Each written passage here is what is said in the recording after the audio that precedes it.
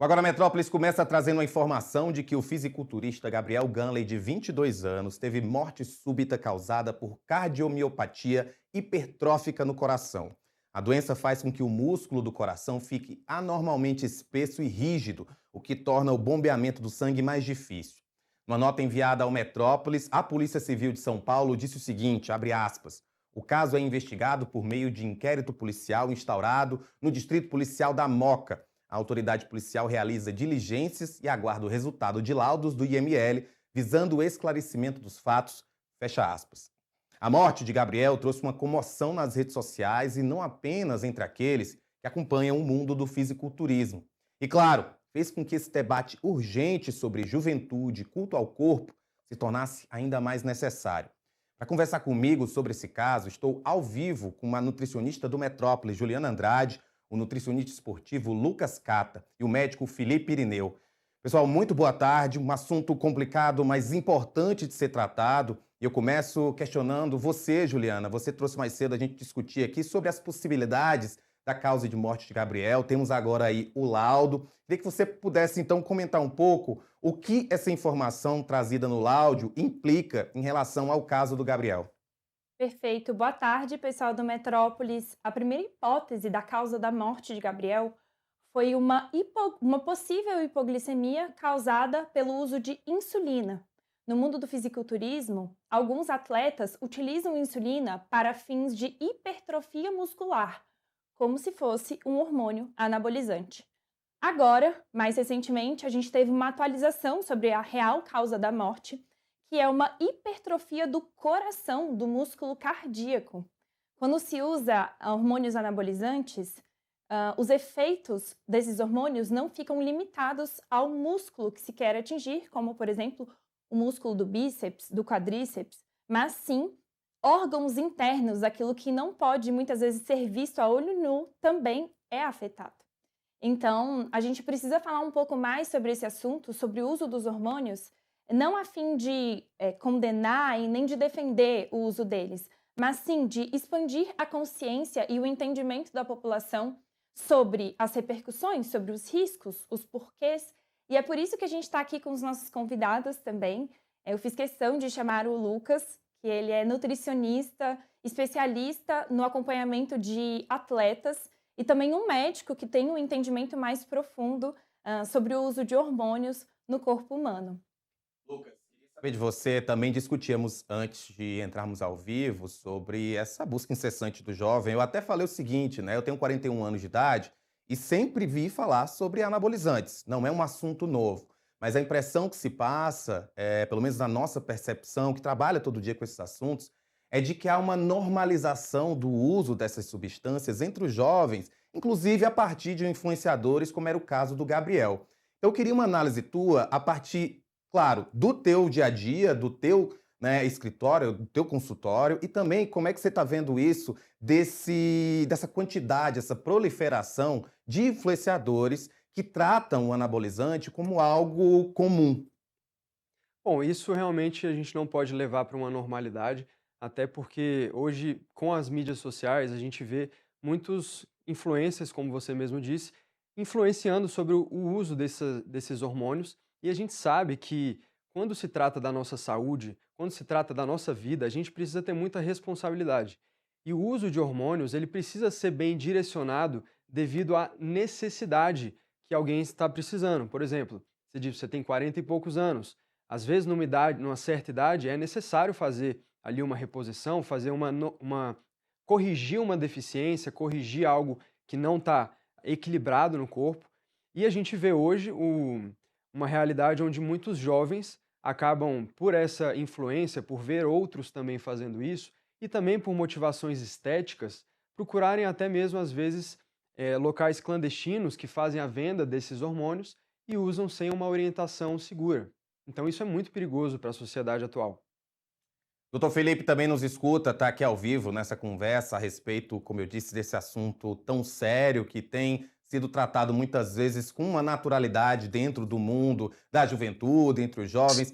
Doutor Felipe, eu queria também que o senhor falasse da sua experiência. Como é que tem chegado essas pessoas buscando essas substâncias? Que tipo de informação elas têm? De fato, há uma impressão de que os anabolizantes são medicamentos corriqueiros e falta mais essa percepção dos riscos?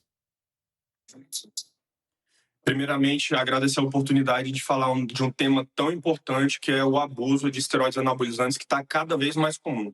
E esse é o ponto central que a gente tem que conversar aqui. Essa não é mais uma morte de um atleta, essa não é uma morte de um atleta específico. É entender que isso deixou de ser um caso isolado, isso está se tornando cada vez mais corriqueiro, o abuso de esteroides anabolizantes está ficando banalizado, inclusive entre pessoas que nem sequer são atletas. E o problema de uma matéria que eu vi, inclusive, não é apenas o coach, que muitas pessoas condenaram esse coach. O problema vai muito além, é muito maior do que isso. Hoje existe uma cultura da facilidade, da famoso ciclo, ganhar o shape e pronto. Isso está extremamente enraizado nessa cultura e as pacientes chegam me pedindo: doutor, eu vim para fazer um ciclo com o senhor porque o senhor é um ginecologista especialista em reposição hormonal em mulher no climatério. E eu já explico que não é assim que funciona. E aí existem 4 cenários básicos hoje para o uso da testosterona. Isso aqui é essencial para a população saber. O cenário 1, a reposição hormonal verdadeira. O paciente ou a paciente que tem o famoso hipogonadismo, ou seja, uma hipofunção do testículo ou do ovário que limita a produção desse hormônio. Ele é uma medicação terapêutica supervisionada que tem um benefício comprovado. Isso não pode ser confundido com abuso. Um segundo cenário, hoje, que os estudos mostram que é muito comum, é o uso terapêutico em algumas doenças, como a pessoa que tem sarcopenia, que o Dr. Lucas trabalha bastante isso para pacientes que precisam ganhar peso, pacientes com HIV, queimaduras, doença pulmonar obstrutivas. Também é uma medicina baseada em evidência. O cenário que o Ganley se enquadrava era o cenário 4, que é o uso catastrófico, o abuso, onde eles usam de 30 a 50 vezes uma dose maior que a da reposição hormonal. Mas existe também um cenário 3, que é o uso estético suprafisiológico, que hoje é o que se busca de maneira fácil. São doses acima do que é fisiológico, por uma finalidade estética. Alguns poucos estudos que a gente fala randomizados, de curto prazo, mostram algum benefício, mas a gente não tem estudos longos mostrando os riscos a médio e longo prazo. Então, não é isento de risco, mesmo o uso em doses suprafisiológicas, mesmo que poucas. Esse risco não é calculado. E aí, o cenário que o Ganley se enquadrava era esse do caos total, doses absurdas, polifarmácia, uso de múltiplas medicações, insulina, como bem a doutora falou, GH, diuréticos, produtos do mundo famoso underground, que a gente não tem nenhum controle da Anvisa sobre esses produtos. A gente não sabe o que tem ali, tá? A gente sabe que 30% desses produtos são contaminados e a gente não consegue nem sequer saber o que tem ali. E é onde eles buscam. E o que muita gente acha perigoso não é só anabolizante, mas o problema geralmente é o pacote, o famoso pacote completo, onde usam todas essas medicações. E aí o que a doutora falou do uso da insulina é bem verdade, que esses atletas usam para ganhar peso. E o uso da insulina em pacientes não diabéticos, como era o caso do Ganley, pode causar uma hipoglicemia grave e gerar parada cardíaca, que foi o que aconteceu, que culminou na infelicidade que ele teve de ter esse óbito por conta dessa hipoglicemia, que foi culminada também por conta dessa hipertrofia cardíaca que ele teve. E todo esse cenário ele revela para a gente uma falha da medicina, tá? Existe um médico que... 2 cenários básicos. Um médico que banaliza e vira praticamente um coach hormonal, que ele não entende nada e prescreve essa medicação. E um segundo cenário, que existe o médico que abomina, que demoniza e expulsa o paciente do próprio consultório e entrega ele para a própria sorte, para fóruns de pessoas sem formação. São 2 extremos que a medicina falha. E o conceito mais importante que a gente tem hoje, com o estudo europeu mais famoso, é o estudo de redução de danos, que é o quê? É fazer uma parte que diferencia muito tecnicamente. A redução de danos, que não é incentivar o uso, não é validar o uso, mas sim, como a doutora bem falou também, mostrar, orientar e monitorar e impedir que esse paciente morra. Como isso? Não existe explicar que não existe o uso seguro de anabolizante em dose suprafisiológica. Existe um risco menor e existe o risco catastrófico, que foi o do Ganley. E o papel da medicina hoje é saber diferenciar isso e impedir que mais pacientes morram acreditando que nada vai acontecer. Então, avisar esse paciente, olha, sua pressão passou de 180, está na hora de parar o uso. Sua função renal aqui está alterada, para de fazer o uso. O seu coração está com miocardiopatia dilatada, para de fazer o uso porque você vai ter uma parada cardíaca. Então, é a gente saber a hora de orientar esse paciente, mostrar que ele está sofrendo dano por conta do uso abusivo e orientar. Um estudo muito recente mostrou que 60% dos pacientes, 66% mais especificamente, dos pacientes que foram orientados, eles não suspenderam o uso e 12% nem sequer iniciaram o uso após terem essa informação dos riscos que os hormônios traziam para ele. Então, esse é um tema que tem que ser mais discutido de maneira técnica e incluir essas pessoas num ambiente seguro para mostrar os reais riscos e benefícios dessa terapia. Não é fazer terrorismo, não é banalizar, e é separar a reposição de abuso e trazer uma solução racional. Vou perguntar também agora para a Juliana e para o Lucas. Quando a gente pensa nesse culto ao corpo, é óbvio que o fisiculturismo está no extremo, mas, me corrijam se eu estiver errado, o uso de substâncias como o Monjaro está no outro extremo, que é a busca por essa magreza.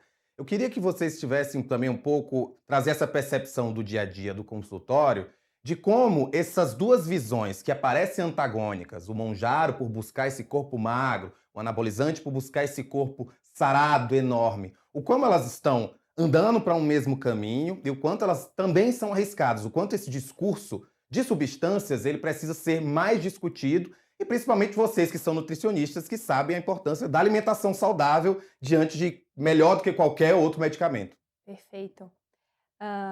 O caso de Gabriel Ganley revela pra gente algo extremo, com um resultado extremo. Mas no meio desse caminho, existem inúmeras pessoas que, como você bem disse, Rafa, fazem uso de substâncias, muitas vezes sem acompanhamento médico e sem pagar os preços que deveriam ser pagos ao escolher fazer uso, por exemplo, de um Monjaro. O que eu tenho observado muito no consultório são, por exemplo, mulheres sofrendo o que a gente chama de sarcopenia, que é uma perda de massa muscular muito relevante, semelhante ao que acontece na idade mais avançada, enquanto idosas, mas essas mulheres ainda muito jovens, justamente porque o uso exagerado de substâncias emagrecedoras e sem um acompanhamento e sem um suporte nutricional que entregue para essa mulher energia, calorias e nutrientes necessários para que ela fique bem, né, para que o corpo dela não entre em privação. E, portanto, esse tipo de coisa, como uma perda extrema de massa muscular, uma perda extrema de cabelo também, né, perdas capilares muito severas, problemas de fertilidade, enfim. Então, assim, eu vejo os dois lados dessa moeda, né? As canetas emagrecedoras, elas são um recurso tecnológico que chegaram para ficar, que tem seus benefícios, são estratégias inteligentes, mas a gente sempre tem que contextualizar. Como o nosso médico aqui bem disse, não é de termos posições radicais, nem sobre banalizar e nem sobre condenar e muitas vezes expulsarmos o paciente do nosso consultório porque ele está fazendo uso, de forma alguma. Mas é a gente colocar mais luz, mais consciência sobre tanto os benefícios quanto os possíveis riscos também, né? Então, no meio desse caminho tem muita coisa acontecendo e a gente precisa ter mais cuidado e mais respeito sobre tudo que a gente coloca dentro do nosso organismo, porque o Lucas também bem falou que a saúde é o nosso bem mais precioso e quando a gente coloca a nossa vida em risco em prol de um benefício estético, isso precisa começar a ser melhor questionado. Lucas, o quão isso é grave, inclusive quando a gente pensa do ponto de vista esportivo. Eu até vi hoje pela manhã, não sei se vocês estão sabendo, está acontecendo uma Olimpíada de atletas que tomam medicamentos, que tomam anabolizantes, e nos 50 metros rasos, quem venceu foi uma atleta que não tem nenhum anabolizante, que não tomou nada. Mais uma questão aí para ser discutida nos consultórios. Mas eu queria saber do ponto de vista do esporte, né? É óbvio que essas substâncias não podem ser tomadas, mas é claro que você acaba lidando com atletas que não são profissionais. Como é que você conversa com eles a respeito disso para trazer, inclusive, o risco para a própria performance deles quando eles fazem uso desse tipo de medicamento? Perfeito, excelente pergunta. E, inclusive, trazendo o que a Juliana falou a respeito da conscientização. Acho que essa é uma palavra-chave para a gente entender exatamente qual que é a necessidade de se buscar uma alternativa dessa. Porque, por exemplo, no meio esportivo, a gente vê o Gunley, ele é um atleta profissional, então a gente sabe que o fisiculturismo ele envolve esse tipo de utilização de hormônios. Então, os atletas profissionais já sabem que eles vão passar por uma série de riscos utilizando esse tipo de medicação. Porém, casos como esse servem para a gente justamente se conscientizar, refletir a respeito do nosso futuro. Qual que é o futuro do esporte? Será que a gente deveria olhar para o esporte de uma maneira onde a gente possa preservar a vida desses atletas e não querer necessariamente ver cada vez mais performances extraordinárias por conta do uso desses medicamentos? Por exemplo, no boxe, ao longo do tempo, muitos atletas acabaram morrendo por conta de dano cerebral, né, por conta de excesso de pancadas, e as federações elas fizeram ajustes no próprio regulamento ali de competição, na própria forma também de treinamento, para que esses atletas passassem a ter menos danos cerebrais e pudessem simplesmente parar de ocorrer mortes por conta do dano esportivo. No fisiculturismo, eu acredito que também é uma excelente oportunidade das federações poderem olhar para isso, para essa realidade, e ver uma maneira de fazer um controle onde esses atletas possam continuar fazendo o que eles amam, porque a gente sabe que quem vive o esporte vive aquilo porque ama. Só que como que a gente pode incentivar com que esses atletas eles possam continuar fazendo o que eles amam, mas de uma forma mais segura, uma forma mais controlada, e não simplesmente a gente buscar performance a qualquer custo, a custo da própria vida, que é o nosso bem mais importante. Doutor Felipe, o senhor mais cedo falou em relação a médicos que acabam saindo um pouco do escopo da medicina e se tornando aí agentes até de prejuízos para o corpo dos pacientes quando o assunto é a questão hormonal. Queria entender um pouco mais do senhor como é que a gente pode, inclusive, conscientizar os médicos para que eles conversem melhor, passem melhor essa mensagem dos riscos envolvidos. Porque a sensação também que há é de que aparentemente há pouca informação, mesmo existindo muita informação, mas ela parece ser repassada não da forma como ela deveria ser passada.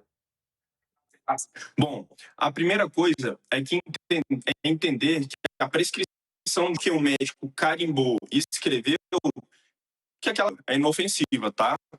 É, o que, quando a gente fala de ter um acompanhamento adequado, é com médicos que realmente saibam o que estão fazendo.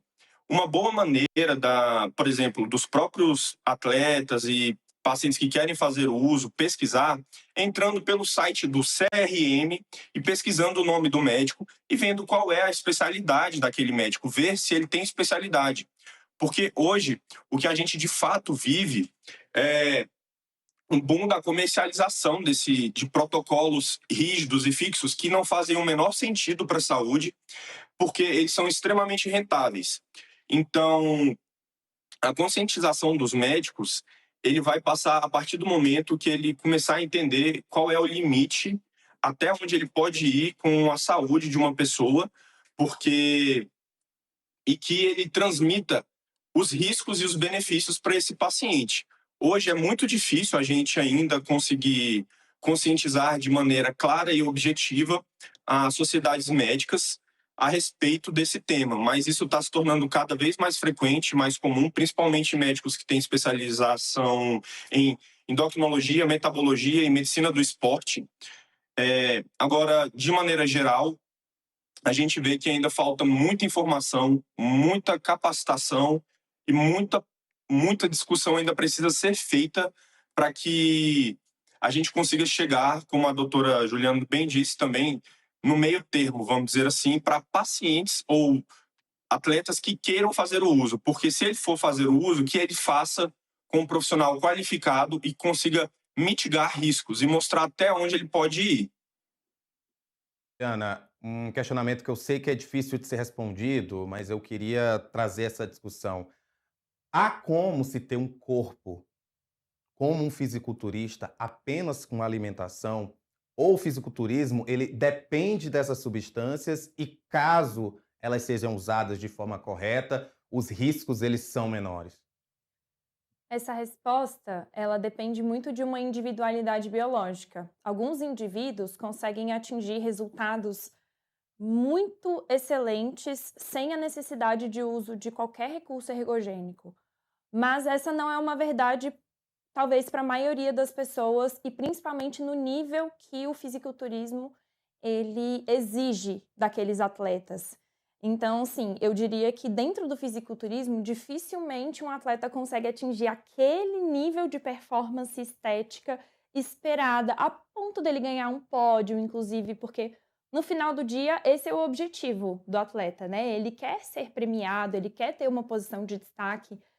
Inclusive, eu vejo que essa é uma discussão também, porque o próprio Gabriel, ele chegou a admitir publicamente a possibilidade dele perder anos de vida por conta da escolha que ele fez, da escolha profissional que ele fez. Então, assim, essa autoprofecia se cumpriu. Aparentemente, ele estava ciente do que estava acontecendo, mas talvez a própria expectativa, né, o desejo, tudo isso que é fomentado pelo próprio esporte, e aí o Lucas trouxe uma provocação importante, quem sabe mudar diretrizes, regulamentações, né, fazer ajustes para que a gente encontre um ponto que preserva a saúde desses indivíduos. Então, assim, a gente consegue atingir excelentes resultados, muitas vezes com alimentação, com treino correto, com ajuste hormonal, ciclo circadiano, com uma série de fatores muito importantes quando o assunto é estilo de vida. Agora, talvez a gente não alcance resultados como o do próprio Gabriel sem o uso dos hormônios. E aí fica a pergunta, né, essa discussão, esse debate em torno desse tema. Até onde é seguro? Até onde vale a pena? E o que a gente está priorizando nesse momento? Doutor Lucas, a partir disso, como é que você acha que a gente pode conversar com o jovem? A gente sabe que o Gabriel tinha apenas 22 anos, provavelmente esse uso dessas substâncias ela não começou quando ele já era um adulto, provavelmente deve ter ali já durante a adolescência, ter tido contato com esse tipo de substância. Como é que a gente pode conversar com esse público que, como a gente disse desde o início, né, é aquele que parece estar menos levando a sério algo que deveria ser levado muito a sério. E eu digo isso até por conta de um vídeo também que eu vi, em que um dos amigos do Gabriel brinca, né, entre aspas, de que para ele terapia era injetar anabolizante e malhar. Era essa a terapia para eles. Ou seja, era isso que ele estava dizendo para milhões de seguidores nas redes sociais que têm a idade parecida com ele. Olha, uma coisa muito importante, principalmente para você jovem que está assistindo a gente, é se perguntar. Então, se pergunte: será que o que eu estou fazendo hoje, em meio a usos hormonais, vale realmente a pena eu continuar fazendo isso? Você continuar fazendo isso e perder a vida amanhã, daqui a um ano, daqui a 2 anos? Você tem uma vida inteira para você se desenvolver, para você ter excelentes vivências, para você curtir com a sua família, com os seus amigos. Então, esse caso, ele pode trazer para todos os jovens, para você que está vendo a gente, realmente uma conscientização de mudar a nossa forma de ver as coisas. Muitas vezes a gente está vendo esse assunto por uma ótica, mas justamente esse tipo de situação, ele nos dá uma clareza de que a gente pode olhar para uma outra ótica. Você pode cuidar do seu corpo, você pode desenvolver uma musculatura estética, bonita, saudável, sem ter que fazer a utilização desse tipo de hormônio, principalmente na juventude, que é um momento onde você está ali produzindo hormônios adequadamente, em abundância. Então, aproveite desse momento para você, inclusive, tirar o melhor de você. Você buscar, nessa fase que é a juventude, o seu melhor. Dormir bem, se alimentar bem, procurar um bom nutricionista, cuidar da rotina de saúde e pelo seu próprio mérito, você alcançar esse físico que muitas vezes você está buscando. As vias rápidas, elas são interessantes, elas são chamativas, mas as vias mais longas, elas são as que mais valem a pena, porque você cultiva a sua saúde, você cultiva a sua vida e você tem aquela sensação de que você conseguiu chegar onde você queria sem ter que usar recursos exógenos. Então, olhar para esse lado de saúde e longevidade, de prevenção, é assim uma mina de ouro hoje nesse mundo que a gente está vivendo. Doutor Felipe, outra pergunta que eu acho que é difícil de ser respondida, mas a partir do seu conhecimento, acho que você pode nos ajudar. Há alguma forma de um fisiculturista ter uma vida saudável diante do que a gente tem visto ultimamente nessa prática? Essa é a pergunta de dólares, né? Mas, sendo bem objetivo, não existe uso seguro de anabolizante em dose suprafisiológica, tá? Mesmo que seja naquele cenário 3, onde não é o abuso completo do Gunley, que era o cenário 4. A dose segura é só para o cenário 1 e 2. Isso são os que os estudos mostram, tá? Esses cenários não é da minha cabeça. Existe no cenário 3, então, um risco menor, como eu disse. E existe o risco catastrófico do cenário 4. E o papel da medicina é diferenciar isso e impedir que mais jovens morram acreditando que nada vai acontecer. O ano passado, morreram aproximadamente 60 fisiculturistas do meio amador e profissional, que foram catalogados entre 55 e 60. Olha esse número. Então, não existe uso seguro. Existe mitigação de risco. E aí, a sua pergunta, respondendo objetivamente como fazer o uso seguro, mitigar para os fisiculturistas, né? O Gunley, muito me surpreende, ele tinha 1.200.000 seguidores, patrocínio nacional, e será que ele não tinha nenhum médico qualificado orientando ele? Olha, tá na hora de parar. O seu ecocardiograma deu alterado, sua pressão está maior do que 180, sua função renal está ruim, o seu colesterol está entupido, você está cheio de colesterol nos vasos sanguíneos. Será que não tinha nenhum profissional para um atleta desse nível que orientava ele? Então, a maneira de mitigar ou diminuir esses riscos é fazendo acompanhamento com um profissional habilitado e que oriente a hora certa de parar para que você consiga minimizar os riscos, porque excluir não tem como.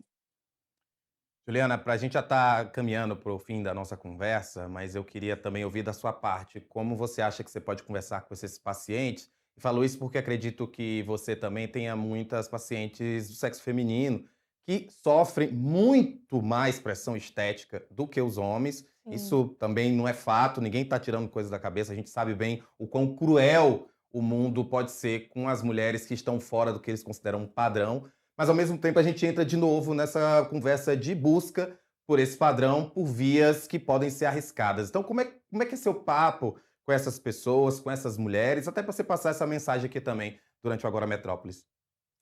O que o Lucas trouxe no final da fala dele não foi só sobre o uso de hormônios, né? Mas é da gente pensar em valorizar mais a nossa jornada de longo prazo e da gente construir isso direitinho e não abrir mão disso por conta do resultado imediato, né? E o grande dilema aqui é como ser capaz de pensar na nossa vida numa perspectiva mais macro em prol do que está acontecendo aqui e agora, diante do bombardeio das redes sociais, né? Do tanto que a gente acaba se comparando e usando essa régua a respeito do nosso próprio valor baseada no nosso físico, né? Na nossa aparência. E não que a gente não deva cuidar, tá, gente? Eu sou super a favor da estética, eu sou super vaidosa, mas a gente precisa elencar prioridades. E esse é o meu trabalho dentro do consultório. É um trabalho de autoinvestigação para que a pessoa possa se examinar, para que ela possa se conhecer melhor e a gente chegar em respostas mais assertivas e sempre contextualizando. Cada caso é um caso. Eu temo muito generalizações. Eu sou uma pessoa que busco fugir de orientações massificadas, principalmente quando o assunto é saúde, como se tudo funcionasse para todo mundo. Então, dentro da área da saúde, nós precisamos de individualização, de assistência profissional, né, e que outras coisas sejam investigadas, porque às vezes aquele desejo estético nada mais é do que uma revelação de uma fragilidade emocional. Então são várias camadas para a gente chegar na resposta mais assertiva, e aí a gente realmente precisa olhar uma a uma, né? Uma a uma. É esse o meu trabalho dentro do consultório, eu acredito que esse seja o trabalho também do Lucas assistindo os atletas, né, os pacientes dele, do Felipe também, por isso que a gente bate tanto nessa tecla, e principalmente quando estamos falando de abordagens de fatos que têm um risco mais elevado, né, estratégias mais agressivas, como é o uso de hormônios. Lucas, também queria que você pudesse deixar então essa mensagem, porque muito mais do que simplesmente noticiar, do que analisar ou criticar, a gente está aqui nesse papo tentando passar uma mensagem de fato para que outros jovens não acabem tendo a vida ceifada tão precocemente como foi o caso do Gabriel. Eu queria também que o senhor deixasse essa mensagem sobre como lidar com essas frustrações em relação ao corpo, o que a gente pode fazer sem necessariamente buscar esses caminhos que são tão arriscados. Perfeito. A busca ela tem que ser inicialmente quando a gente quer, por exemplo, trabalhar pelo nosso visual, pela nossa estética, é procurar profissionais capacitados, como a gente tem falado aqui. Pessoas em que você pode confiar e que possam muitas vezes, inclusive, trazer a realidade para você, os benefícios, os malefícios, os riscos. E a gente procurar horizontes que sejam saudáveis. Por exemplo, o próprio fisiculturista existe uma modalidade que é a natural. Então, veja só, o jovem que hoje quer ser fisiculturista e não quer entrar nesse tipo de risco, às vezes ele poderia ir para uma categoria natural. Então, na nossa vida, nós temos diversas possibilidades de trilhar caminhos. E a gente podendo escolher um caminho seguro que preserve a nossa saúde, é o melhor dos mundos. Então, você pode encontrar e buscar pelos seus objetivos, você pode alcançar aquilo que você está buscando, mas sempre preservando a vida. E quero deixar aqui também registrado o meu sentimento e o respeito pela família, pelos amigos do Gabriel, né? Acho importante a gente deixar isso aqui, porque é uma perda importante, né? Ele era referência para muitas pessoas e que a gente possa hoje ser a mudança que a gente quer ver no mundo. Então, você que está vendo a gente, vamos se unir para exatamente fazer diferente, fazer melhor e todo mundo está conquistando os seus próprios objetivos com o mínimo de risco possível. Doutor Felipe, também queria ouvir do senhor, deixar essa mensagem do ponto de vista médico. De novo, estamos aqui não para julgar, a gente não está aqui para apontar o dedo, e sim para administrar riscos, revelar o que é para ser revelado e, claro, puder passar uma mensagem que cause alguma mudança na cabeça das pessoas. É bem como o Lucas pontuou, né? Existe uma modalidade natural em que esses jovens podem se espelhar em atletas naturais e terem benefícios do esporte. Agora, caso você que está assistindo já esteja fazendo uso, queira continuar fazendo uso, está fazendo uso pelos meios não mais seguros, né? O famoso underground, porque a gente sabe que hoje isso existe. Muitas pacientes que eu atendo chegam falando que trouxeram do Paraguai, trouxeram do mercado paralelo, porque no Brasil não vende, claro. Então, a gente não sabe o que tem nessas substâncias. Busquem médicos qualificados, profissionais, nutricionistas, preparadores físicos qualificados, que tenham especialização. Entrem no site do CRM, digitem o nome do médico, peçam o CRM dele, pesquisam qual é a especialização, porque isso daí vai poder dar uma robustez para a sua segurança, te trazer mais segurança. E na hora certa que você estiver correndo um risco real de vida, como o Gabriel estava correndo, isso ser avisado e te orientado.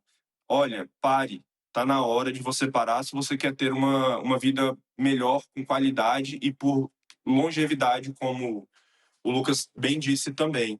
Então, o meu recado é mais no sentido de, se você faz uso e quer fazer uso, busque fazer minimizando esses riscos, mas saiba, o risco ele existe. O risco ele existe. Conversei com Juliana Andrade, Lucas Cata e Felipe Irineu. Muito obrigado por participarem dessa que, como eu disse, é um assunto difícil. A gente está falando da morte de um jovem de apenas 22 anos. Nunca é tranquilo falar sobre esse tipo de assunto, Mas nesse caso específico, há como a gente pôde fazer, há como se passar uma mensagem, há como se passar um alerta, e é isso que fica, e agradeço os três aqui por participarem comigo. Olha, a Eu que gente vai agradeço. continuar falando